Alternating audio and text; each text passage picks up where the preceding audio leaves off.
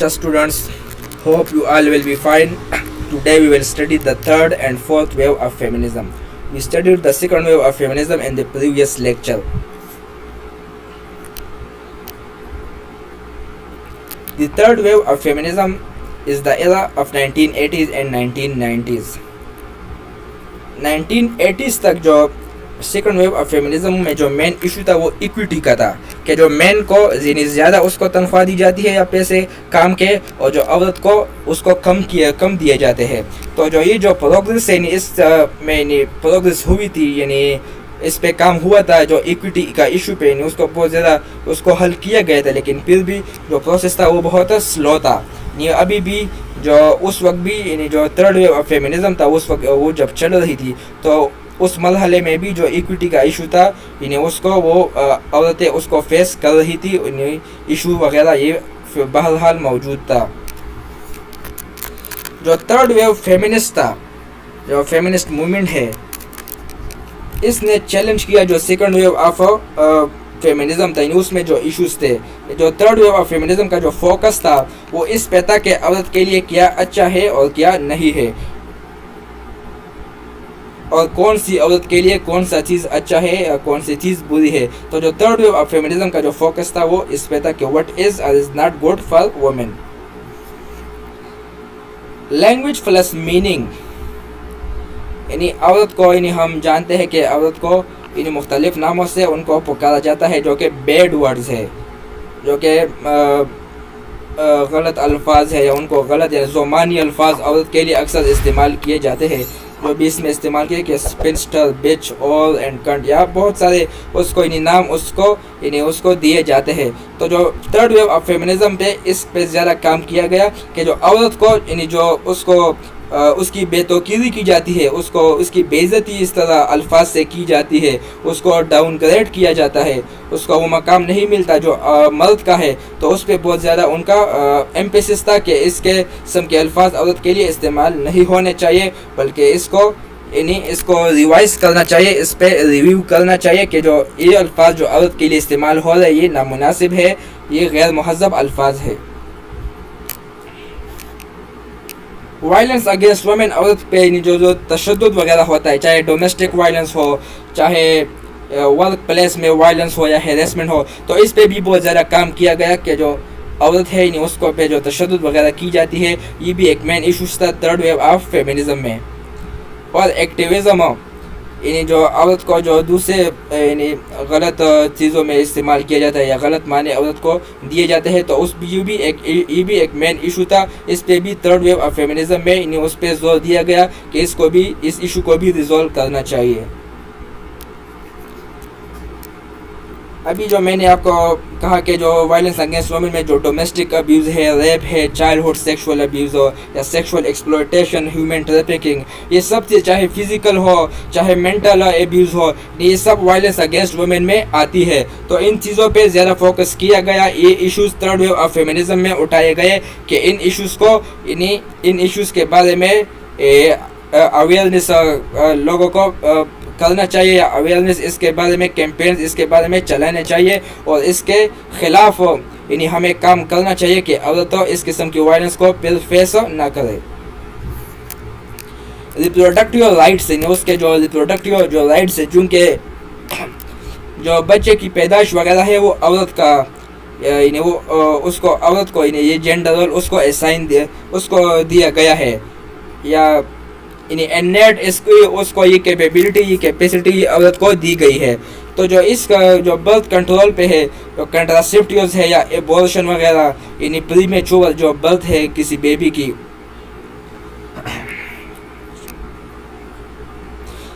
लेकिन इस इश्यूज़ पे जो औरतें थी जो उसमें आपस में भी उनमें कोई इत्तेफाक वगैरह नहीं था. डिफरेंट व्यूज़ थी, मुख्तलिफ व्यूज़ थी इसके बारे में क्या इसको हमें as a feminist as a feminism movement हमें इसको आगे ले जाना चाहिए या नहीं ले जाना चाहिए, क्योंकि बहुत सारी औरतों को ये ख्याल था कि ये हमें इकनॉमिक फ्रंट पे या लीगल फ्रंट पे ये हमारे लिए मुश्किलात पैदा करेगा. The Right Girl Movement, ये भी एक मूवमेंट थी. ये जो Right Girl Movement is an underground feminist punk movement that started in the 1990s and is often associated with a third wave. یہ ایک انڈر گراؤنڈ فیمنسٹ چونکہ یہ باہر پبلک اسپیئر میں یا اس ڈبیٹ میں یہ موومنٹ زیادہ نہیں آئی, لیکن یہ ایک انڈر گراؤنڈ فیمنسٹ موومنٹ تھی جو کہ تھرڈ ویو آف فیمنزم سے اس کا تعلق ہے.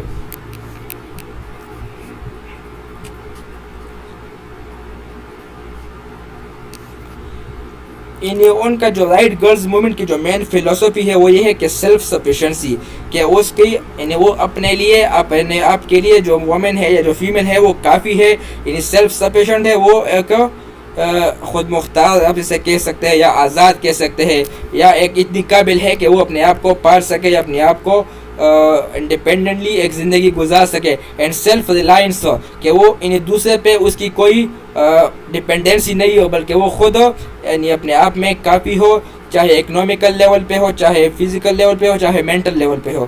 تو ان کا یہ جو رائٹ گرل موومنٹ ہے وہ اس کے بارے میں ہے.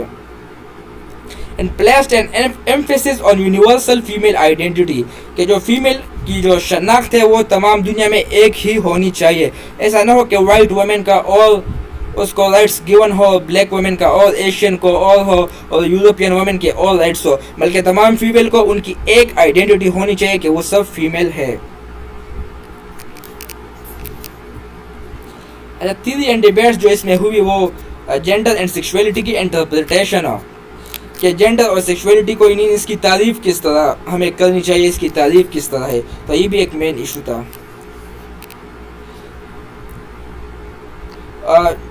فیمنسٹ کے آپس میں بھی میں نے آپ کو بتایا نا پچھلے سلائڈز میں بھی ہم نے پڑھا کہ جو بعض ایشوز پہ فیمنسٹ میں آپس میں بھی اختلافات تھے. تو یہ اختلاف اس میں یہ بھی تھا کہ جو سیکسز ہے یعنی آیا اس میں کوئی امپورٹنٹ ڈفرینسز ہے یا نہیں ہے, یعنی جو مین یا وومن ہے, پھر فیمیل میں جو لیسبین ہے یا اور قسم کے ہے, تو ان میں کوئی ڈفرینسز ہے امپورٹنٹ یا نہیں ہے. تو یہ بھی ایک ڈیبیٹ فیمنسٹ میں اس وقت چل رہی تھی. اور جو بعض ہے وہ جو بعض فیمنسٹ تھی وہ یہ کہ ان کے مطابق جو کوئی بھی انہیرنٹ ہو یعنی پیدائشی یا جس وقت ان کی برتھ ہوتی ہے کوئی ڈفرینسز اور سیکسز میں نہیں ہوتی, بلکہ یہ جو جینڈر رولز ہے جو سوسائٹی پر آپ کو یہ رول دیتی ہے کہ آپ نے یہ کام کرنا ہے, یہ کام آپ نے نہیں کرنا, وہ پھر ان سیکسز میں ڈفرینشیٹ یعنی فرق پیدا کر دیتی ہے, ڈفرینسز پیدا کر دیتی ہے جو سوسائٹی ہے. یعنی inherently there is no difference between sexes. The fourth wave, this is an important question that whether we are still in the third wave or if we have entered into the fourth wave of feminism and we are living in the fourth wave of feminism. So this is a question and the history will answer it that was there a fourth wave or not, only there are three waves of feminism.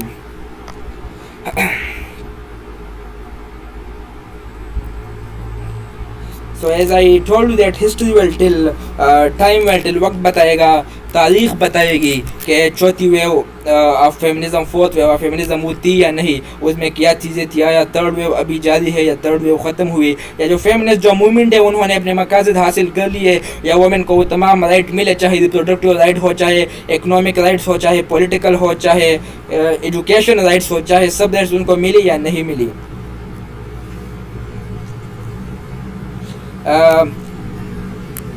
We are definitely not in the post feminism phase, only we live post patriarchy. patriarchy آپ کو میں نے بتایا تھا کہ وہ patriarchy وہ system ہوتا ہے جس میں میل کے پاس ہو یعنی جو پورا کنٹرول ہو, چاہے پاور ہو, یعنی جو فیملی کا جو ہیڈ ہے وہ میل ہوتا ہے. کسی بھی چیز میں آپ کو میل سے یعنی پوچھنا ہوتا ہے کہ میں نے یہ کام کرنا ہے یا نہیں کرنا. تو ہم پوسٹ فیمنزم فیز میں نہیں ہے کہ فیمنزم ختم ہوئی, ابھی ہم اس سے آگے کے فیز میں ہے, لیکن ہم ضرور پوسٹ پیٹریارکی فیز میں ہے. So this is the end of the waves of feminism we studied here. We will move to the next topic and next lecture. Till then, thank you and do not forget to subscribe the channel.